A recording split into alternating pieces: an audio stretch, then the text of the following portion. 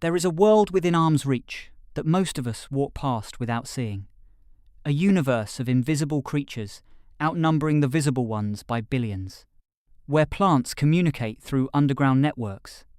Where a single handful of soil contains more life than all the humans on Earth. Where flowers and insects have evolved together for millions of years in an ancient, intricate dance. It's happening in gardens everywhere, right now. And if you know how to look, if you dare to kneel down and truly see, the garden will reveal its extraordinary secrets. Welcome to the secret life of the garden. Imagine yourself standing in a garden at dawn. The dew is still heavy on the grass and the flowers. The morning light is slanting through the air, golden and new. It's quiet. Or at least, it seems quiet. But if you listen closely, really closely, you'll begin to hear something. A hum, a whisper, a constant, gentle activity. You kneel down. Your knees touch the damp earth, and immediately you're in a different world, a different scale, a different reality. Up close, the garden is not peaceful and empty. It's bustling. It's alive with activity. It's a civilization. Look at a single blade of grass. At this scale, it's a forest. The surface of the grass is covered with tiny creatures. Mites, so small you'd need a magnifying glass to see them clearly. Springtails, bouncing along like tiny grasshoppers, but no bigger than a grain of rice. Aphids clustered on the underside of leaves. Each one is feeding, moving, living out its entire life on this single blade of grass, unaware that to you, to us, this grass is just one among thousands. And that's just what you can see. Invisible to the naked eye, even smaller creatures are moving through the air, through the soil, through the water droplets that cling to every surface. Bacteria, viruses, fungi, a whole invisible world layered on top of the visible one. But to really understand the secret life of the garden, you have to go underground. You have to dig your hands into the soil and understand what's happening beneath the surface. The soil is not dirt. The soil is not empty. The soil is alive. It's teeming with life. A single handful of garden soil contains more individual organisms than there are humans on Earth. More creatures living in that handful than there are people in a city.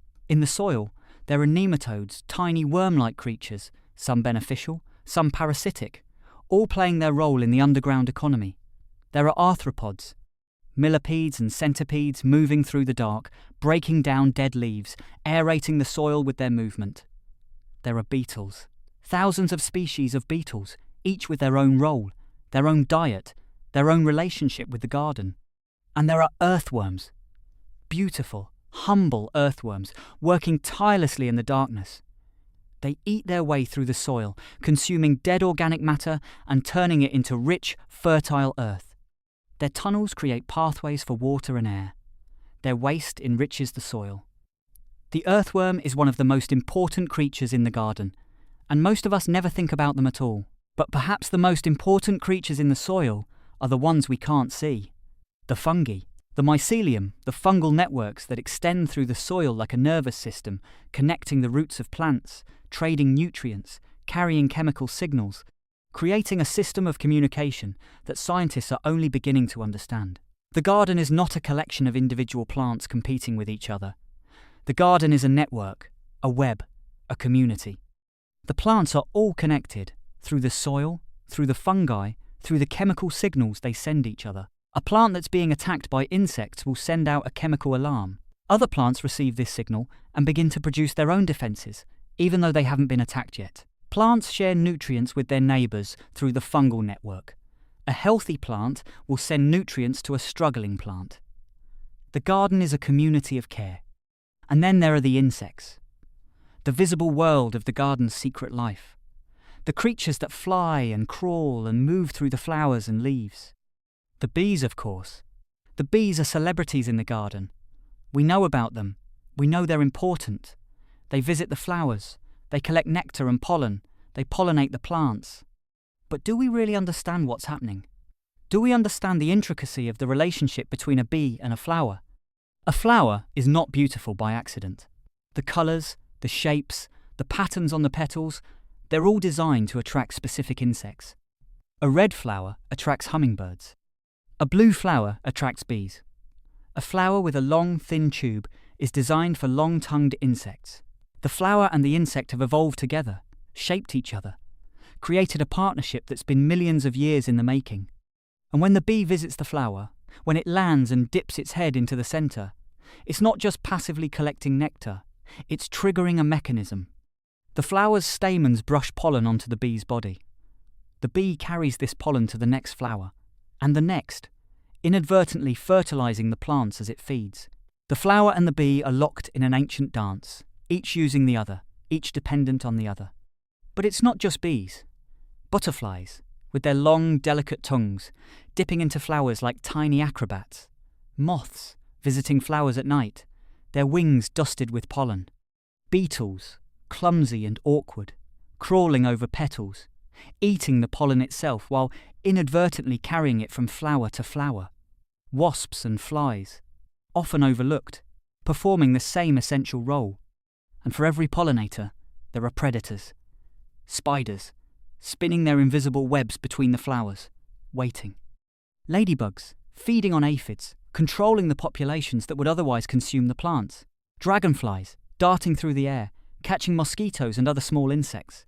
Ground beetles, hunting through the leaf litter, taking their share of the underground life.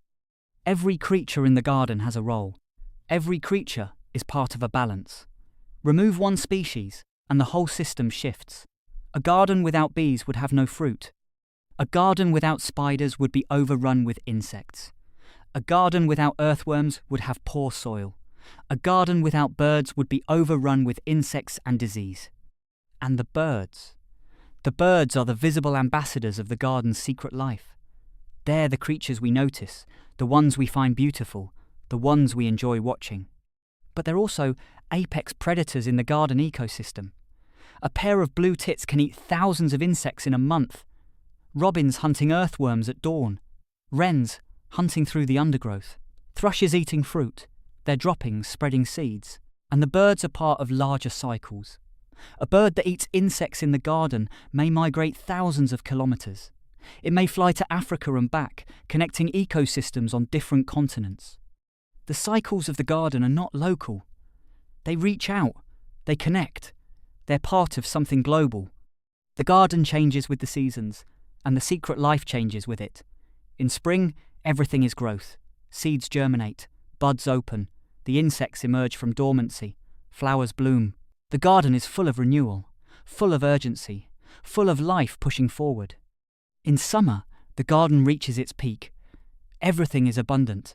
The plants are full and green, the flowers are at their most colourful, the insects are at their most active. The birds are feeding their young. It's a time of plenty, but also of constant activity. Everyone is taking their share. In autumn, the energy begins to shift. The plants start to withdraw, to slow down. Some insects are laying eggs or pupae that will survive the winter. Some animals are preparing for hibernation. Some birds are gathering to migrate. The urgency of spring and summer gives way to a sense of preparation. And in winter, the garden goes quiet. Many creatures have died. Many have migrated. Many are dormant, waiting, conserving energy. The garden looks empty, looks dead. But beneath the soil, beneath the bark of the trees, in the seeds and eggs and pupae, life is waiting. Life is patient. Life is gathering its strength for spring. But there's something else happening in the garden. Something that's becoming increasingly visible, increasingly important. There's a relationship between the garden and human beings. The garden is a place where nature and culture meet. It's a place that humans have shaped and continue to shape. We choose what plants grow. We decide which insects are pests and which are helpful. We create the conditions that allow some creatures to thrive and others to disappear. And in doing so, we have tremendous power. We have the power to create or destroy. A garden treated with pesticides is a garden at war with itself, a garden with many of its secret lives silenced. A garden left wild, allowed to be messy and complex, is a garden full of life. Some of the most biodiverse gardens are the ones that look the messiest to human eyes, the ones with dead wood left lying around, the ones with patches of nettles and weeds. The ones with water sources, a bird bath or a small pond. These gardens understand the secret life. These gardens are designed for the creatures, not just for human aesthetics. And when humans create gardens in this way, when we step into the role of steward rather than controller, something magical happens. The secret life reveals itself. We begin to see things we never noticed before. We begin to understand that we're not separate from nature. We're part of the garden too. We're part of the secret life. Thank you for kneeling down with me in the garden, for looking closely at the world of grass and soil and tiny creatures, for understanding, perhaps a little better, the hidden abundance that exists in every garden, everywhere, right now. If the secret life of the garden called to you today, if you felt the wonder of discovering a universe within arm's reach, come back. There are more secrets to discover, more creatures to meet, more hidden worlds to explore. And if you can, go to a garden, any garden. Kneel down, look closely, listen, watch for the insects visiting the flowers, dig in the soil, and feel how alive it is.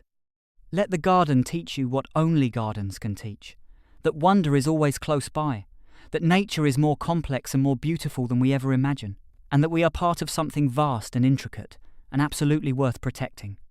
May you find the patience to notice small things. May you develop the curiosity to ask questions about the creatures you find. And may you always remember that beneath the surface of every garden, there is a secret life waiting to share its stories. Until next time, may the garden's secrets be revealed to those who know how to look.